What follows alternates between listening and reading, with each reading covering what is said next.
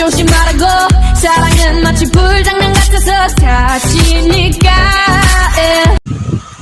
Assalamualaikum warahmatullahi wabarakatuh.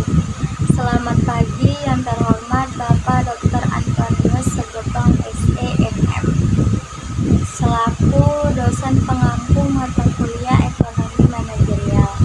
Perkenalkan, nama saya Siti Aisyah Rahab, MPM 2974. Saya adalah mahasiswa semester 6 Fakultas Ekonomi. Di sini saya akan menjawab pertanyaan dari buku Ekonomi Manajerial dalam Perekonomian Global, yaitu mengenai pertanyaan dan konseptual dan komputasional di halaman 340 sampai dengan 341. Adapun soal nomor 7, buatlah suatu gambar yang menunjukkan bahwa kurva LTC adalah jual dari kurva output total, sehingga ketika output total meningkat pada suatu tingkat yang semakin bertambah, kurva LTC meningkatkan pada tingkat kenaikan yang semakin berkurang. Dan ketika kurva atau meningkat pada tingkat yang semakin berkurang dan kurva LTC meningkatkan pada tingkat kenaikan yang semakin bertambah. Biaya jangka pendek dan jangka panjang. Biaya jangka pendek yaitu biaya yang menunjukkan sebagian faktor produk tidak dapat ditambah jumlahnya.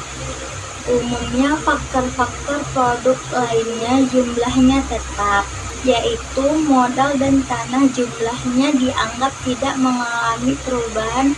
Satu-satunya faktor produk yang dapat diubah jumlahnya adalah tenaga kerja. Faktor produksi tetap adalah faktor produksi yang jumlahnya penggunaannya tidak tergantung pada jumlah produksi, ada atau tidak ada produksi. Faktor produksi ini harus ada dan tetap tersedia. Mesin-mesin pabrik adalah salah satu contoh. Sampai pada interval produksi tertentu jumlah mesin tidak perlu ditambah, tetapi jika tingkat produksi menurun sampai 0 unit, jumlah mesin tidak bisa dikurang. Biaya jangka panjang. Biaya jangka panjang. Dalam jangka panjang, perusahaan dapat menambah semua faktor produksi ataupun input yang akan digunakan. Oleh karena itu, biaya produksi tidak perlu lagi dibedakan dengan biaya tetap dan biaya berubah. Dalam jangka panjang, semua biaya adalah variabel. Karena itu, biaya yang relevan dalam jangka panjang adalah biaya total, biaya variabel, biaya rata-rata, dan biaya marginal. Perubahan biaya total adalah sama dengan perubahan biaya variabel dan sama dengan biaya marginal. Cara meminimumkan biaya dalam jangka panjang dapat memperluas kapasitas produksinya. Ia harus menentukan besarnya kapasitas pabrik yang akan meminimumkan biaya produksi.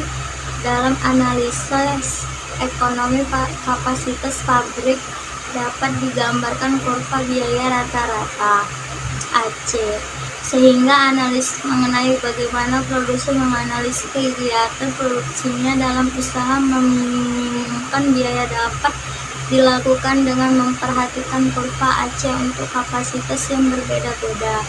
Faktor yang akan menentukan kapasitas produksi yang digunakan yaitu tingkat produksi yang akan dicapai serta sifat dari pilihan kapasitas pabrik yang tersedia.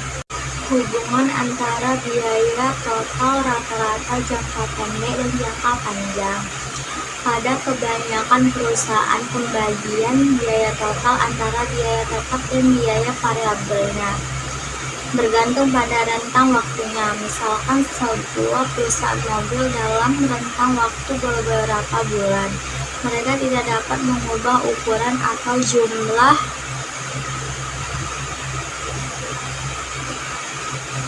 pabriknya.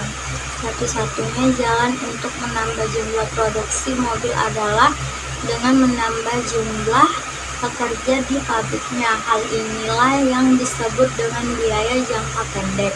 Sedangkan saat pabrik tersebut mampu memperluas dan menambah pabriknya, maka biaya untuk melakukan hal tersebut merupakan biaya jangka panjang. Kebanyakan biaya tetap pada jangka pendek akan bersifat variabel pada jangka panjang. Kurva-kurva biaya panjang suatu perusahaan akan berbeda dengan kurva-kurva jangka pendeknya. Pada gambar di atas menunjukkan 3 kurva biaya total rata-rata untuk suatu pabrik berukuran kecil, menengah, dan besar.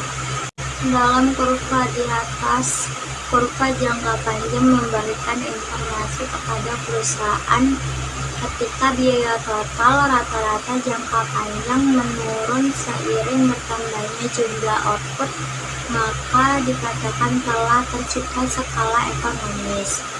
Namun sebaliknya, jika biaya total rata-rata jangka panjang meningkat seiring dengan peningkat jumlah outputnya, maka dikatakan telah tercipta skala diskonomis. Jika biaya total rata-ratanya tetap sama seiring dengan penambahan jumlah output, maka telah tercipta skala hasil tetap constant returns Pascal. Sekian dari presentasi saya, lebih kurangnya saya mohon maaf, kepada Allah saya mohon ampun. Akhirul kalam, assalamualaikum warahmatullahi wabarakatuh.